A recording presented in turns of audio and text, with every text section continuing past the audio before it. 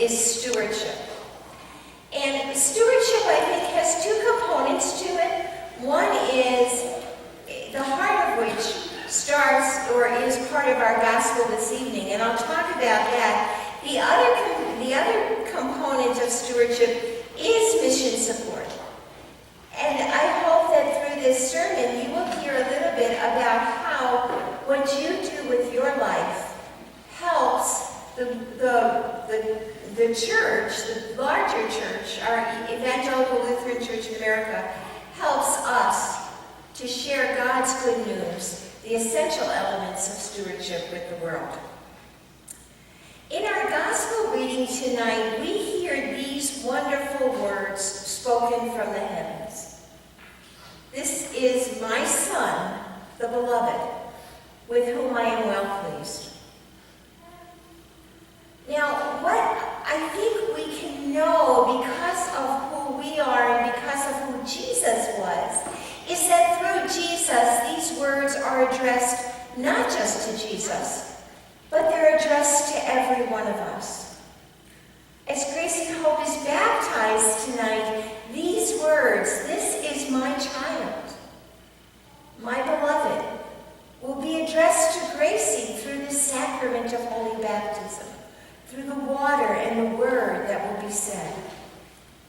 These words, "You are my child, my beloved," were addressed to each one of us in our baptisms. Through Jesus, God has claimed each one of us as his children. Through the gift of Jesus, this message, "You are mine, you are beloved," is a message for all people.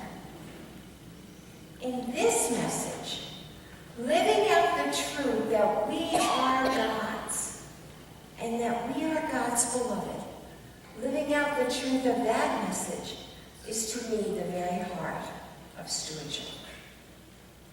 This message is also life-changing. I'd like to share with you tonight this true story. Fred Craddock was a preaching professor at Candler School of Theology at Emory University, and he was an ordained minister in the Disciples of Christ tradition. He tells of a time when he was on holiday in Tennessee. He and his wife were having dinner at a restaurant, and an old man started talking to them, asking them how they were doing, how they were enjoying their holiday. When the old man asked Fred Craddock what he did for a living, Fred said, "I'm a preacher." "A preacher," the old man said. "Let me tell you a story about a preacher." The old man sat down at the table with Fred and his wife and began to talk.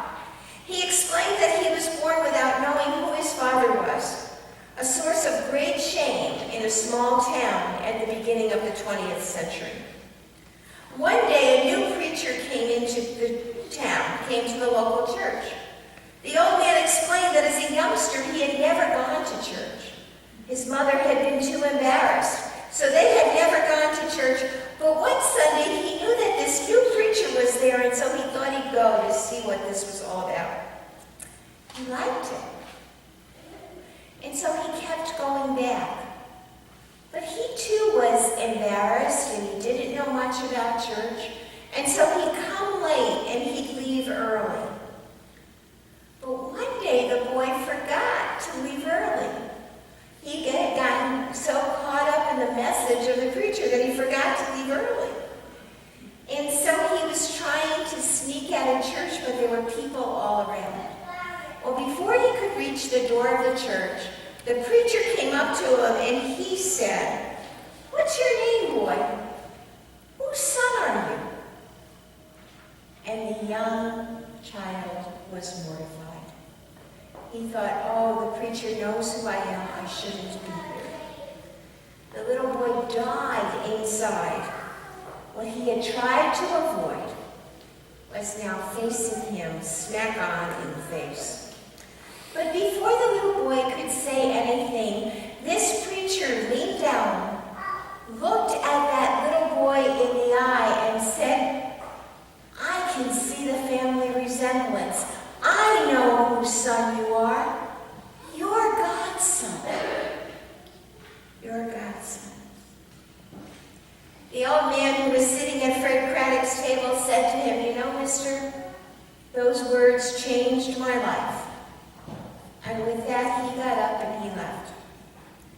The waitress came over after he left, and she said to Fred and his wife, "Do you know who that was?" And they said no. And she said, "You just met Ben Hooper, who was a 2-term governor of our state of Tennessee." These words, this truth, you and I are children of God, is one that changes lives. It's one that inspires hope. And it's one that we not only receive, but that through our actions we also practice. Now, I know that in every congregation there are people who question, why do we give money to the greater church? We need it here. We can do so much good. I understand that in many congregations there are people who wish to cut mission support to the Evangelical Lutheran Church in America, to the St. Paul Area Synod, for a variety of reasons. Perhaps they don't clearly understand what the mission of the church is. Maybe they wonder if they could spend the money better in their own community than somewhere else. Maybe they're not convinced that sharing financial resources is a benefit, or that they have resources to share. Well, my friends, I think our gospel text and this truth that we are the children of God gives us great insight into why we share these financial resources. It's simply so that more and more people throughout the world can know the truth of our gospel today, can know that they are God's children. When you give mission support to the St. Paul Area Synod, you are participating in ministries that are both local and global. In your bulletins, there's this mission support quiz. I'm not going to answer all the questions during my sermon tonight, but if you listen, several of them will be answered, and then the other answers are in your bulletin so you can cheat, but not while I'm talking later. Okay? Through your mission support, the congregation of Good Samaritan Lutheran Church that worships in Grace Lutheran Church in St. Paul is able to share the message that all children are God's children. They share that message with the Hmong community and in the Twin Cities. These people, like the people of Joy Fellowship, which is another of our 9 mission starts, have come to the United States seeking dignity and a better life for their family. What is more crucial to their lives than to know that they are children of God, that they are beloved by God, these people who have suffered in ways we may never suffer? I think it's foundational that they know this truth. Your mission support makes that happen. Your mission support is extending the ministry of Showbiz Table, a wellness and food ministry among the homeless people of St. Paul. Through this outreach with food and care, people are learning that they are children of God and worthy of being loved. I have to tell you that my son just received his PhD, and at one point in the last couple of years, he asked me to come to his class at the University of Minnesota to do kind of, I would say, show and tell how I inspire community was the idea. And with me that day was another show and tell person. It was a police officer in the city of St. Paul who works among the homeless. And he said to me, so we were meeting each other before class, and he said to me, well, who are you, what do you do? And I introduced myself, and I said I was a Lutheran pastor, and he said, I love the Lutherans. He said, they have done more. The Lutheran Church in our city has done more for the homeless people in St. Paul than he knew of anyone else. And he said that, he actually offices out of one of our churches in the city of St. Paul. So through your gifts, that ministry is being enabled. You're telling people they are God's beloved children. And that's a message that they need to hear. Through your mission support, young adults in our 26 Lutheran colleges and universities receive beloved children. Young adults in a host of other academic institutions can hear that same message from their local campus ministries.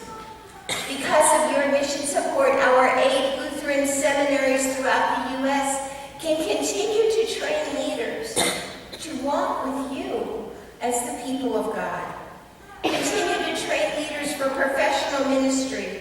Through them, this message that people are children of God is being spread throughout our country. Through your mission support, congregations around the U.S. have an opportunity to engage in mission renewal.